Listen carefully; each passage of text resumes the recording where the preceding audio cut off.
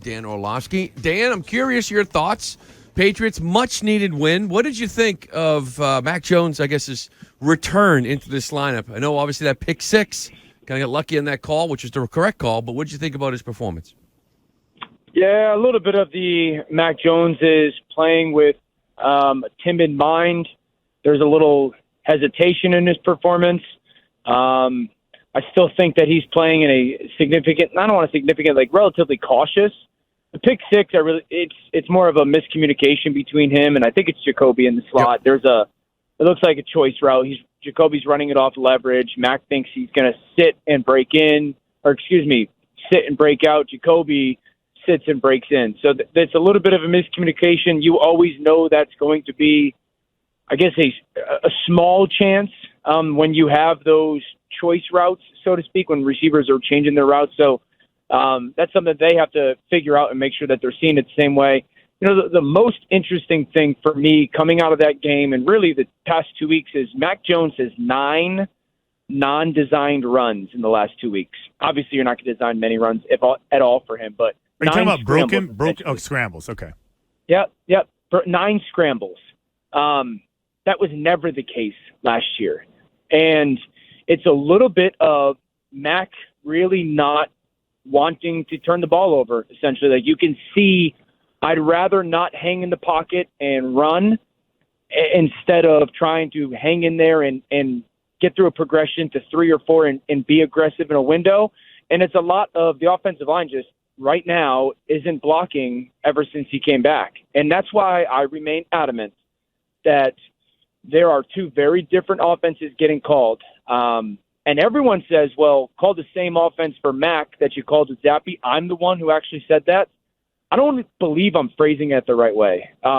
It's not call the same offense for Mac. It's you got to call the same offense for these offensive linemen. You got to call the same offense for these receivers. That's really where the crux of the issues offensively show themselves. So, Dan, I don't know how a quarterback who is kind of affected already as Mac is actually develops in real time during the season with an offensive line that is freaking horrendous.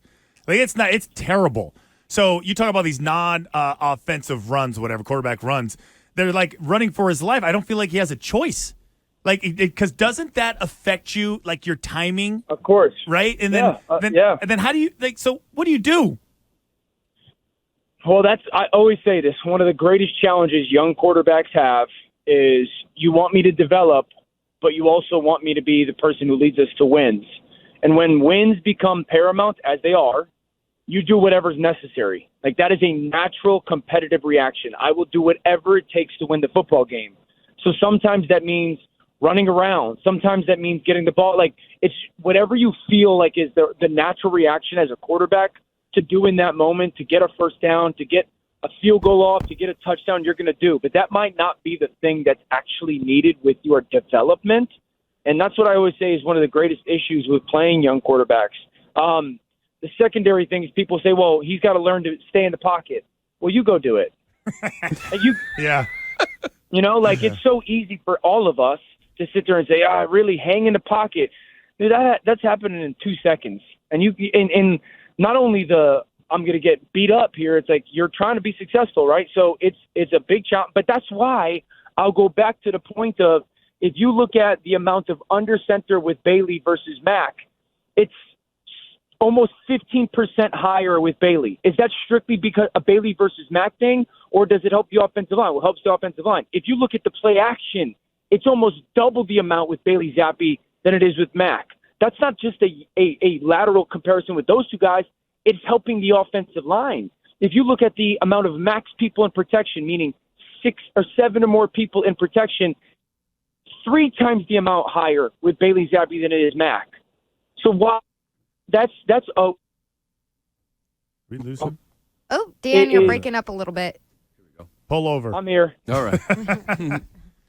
We're That's a talking big part of this conversation. Yeah. We're talking to Dan Orlovsky from ESPN. So, Dan, I want to ask you if you were able to break down specifically what happened on that could have been pick 6 with Mac Jones. It was obviously called back for the roughing the passer foul. But I guess what did you see there in terms of we've heard so much about his processing And he clearly wasn't on the same page as Jacoby Myers, who turned inside and Mac still threw it to the outside. But isn't that just such a lack of reading the defense in real time? Can you explain exactly what happened there and if there's any way that we shouldn't fault Mac for that specific play? No, you don't fault Mac. You fault both of them. You fault to both of them for those guys have to see it the same way. There's always the chance when you have these choice routes or option routes that this happens. Okay, so I'll start with Jacoby. Jacoby is running vertical. He's pushing up, and he's going to run off the leverage of the defender. There's really three options for Jacoby. If the defender is in, at least off paper, if the defender is inside of him, you often want to leave that defender inside and then try to run an out route or a stick route or an out-breaking route off of that leverage. Okay, that's step number one. Step number two, if the defender is outside of you, again, you want to run your route to try to continue to force him to get outside of you, leave him outside, and then you snap it in zone and sit, or snap it running away inside versus man. The third option is as he pushes vertical, there's really no defender to run it off of. There's a guy a couple yards inside, a guy a couple yards outside. Well, then he would push vertical and just sit down. Now, there's always step 4 and step 5 with these options. And what happened is when Jacoby ran up and pressed vertical, the defender sat inside. Now, as Jacoby got past that defender, he gets to the top of his break by about a yard. Now, Mac is already throwing the ball. Mac's seeing defender inside. Jacoby starts to drop his weight. Great, he's running an out route. Well, Jacoby, as he just gets past that defender starts to break out into what we call a buzz flat. So Jacoby now reads it as, oh, the defender's now outside of me rather than inside of me. I'm going to hook this up in a zone. So it's, again, who's to blame? It's 50-50 on that one. And those are growing moments for those two players. Dan Orlovsky, ESPN. And Dan, I want to go back to your opening answer, talking about hesitant Mac running the football. We were talking this before. This was our biggest concern when he came back. All this talk about bad plays and turnovers, that he's going to be so hesitant. He's not going to want to. He doesn't play with the freedom that I think athletes have to play with to play at the highest level. How do you get that? How does he get that out of him? You got to make sure that he understands that there is no quarterback competition, okay? You got to make sure that Mac knows this is your football team, and we can't go where we believe we can go unless you're an aggressive player. And really getting him to understand the difference between careless football and aggressive football, and valuing the football and how important that is, which he honestly has done a good job of. Certainly did last year. That's been a flaw this year. So getting that back. The second thing is having a very good, clear conversation of what the why of the play is and how you want him to see this play, operate this play, execute this play. Why are we calling it's 2nd and 8? Why are we calling this play? And if the defense does this, what are you supposed to do with the football? So getting really clear communication with that. Athletes play confident when there's clarity, when they have no doubt about what's happening, that they believe that they're in control of the end result. The reality is when the ball leaves the quarterback hand, you don't control it anymore, obviously. So there's always bad things that can happen. And so you never, when you have great pride in kind of valuing the football, you don't want to put it in harm's way that much. And so I think that really, that's probably the biggest difference if you want to get really granular right now is between the coaches that he has right now and the coach that he had last year. Is that coach that he had last year is 15 years of experience of handling the whys of the plays. And what are we supposed to do with the football in these plays? And, hey, when you get this play call versus these defenses, this is when we could be overly aggressive. This is when we can't be. And that's probably the biggest difference right now is you see a quarterback that, I don't want to put it in the phrasing of scared to make a mistake, but you don't look to see a quarterback that feels like he's the baddest dude on the field. And Mac felt that way last year because he had so much confidence in the plan. Okay, so Dan, real quick question real quick. So the Colts fired their offensive coordinator, and so I'm not how sure well they're doing with that. But Sam Ehlinger, the quarterback that is basically replacing Matt Ryan, what should the Patriots be expecting from him? Yeah, so the big difference between Indy's offense last week and the weeks before with Matt Ryan, they moved Sam around a lot. They got him outside of the pocket, so bootleg, design sprint action, that was a bigger part of their offense. They did a little bit of like a zone read RPO world. Now they've been in RPO worlds for years now under Frank, not obviously as much zone read. They did a little bit of zone read. He throws the ball better in between the hashes than he does outside, which is surprising because he's not a big dude.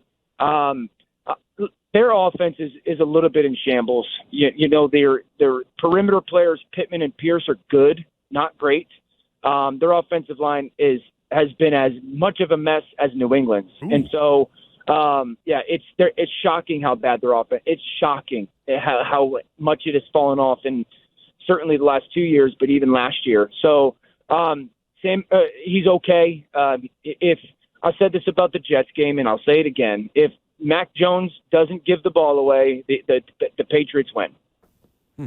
Dan, last one for me, real quick. The difference between Tua and Mac Jones, is it just the circumstances around him? Oh, yeah. I mean, Tua's stuff right now. I mean, Mike McDaniel right now is off the charts. I mean, so I actually think Mac is going to be a better player. I've felt that for 2 years. The stuff that Mike McDaniel does right now with Tyreek's speed and Jalen Waddle's speed and their RPO game and their play-action game. Now, Tua's playing off the charts good. He is seeing the field as good, if not better, than any quarterback in football. And it is coming out ridiculously quick out of his hands. But the talent that they have on their offense is perfect. And that's what it should be. He's set up to thrive right now. You know, Mac doesn't have anything remotely close to that, nor play calling wise or talent. Yeah. All right, Dan, listen, we really appreciate it. Look forward to talking to you every single Wednesday at 3. And enjoy the rest of the week and the games of the weekend. Thanks, guys. We'll see you next week. Right, there you go. Thanks, Dan.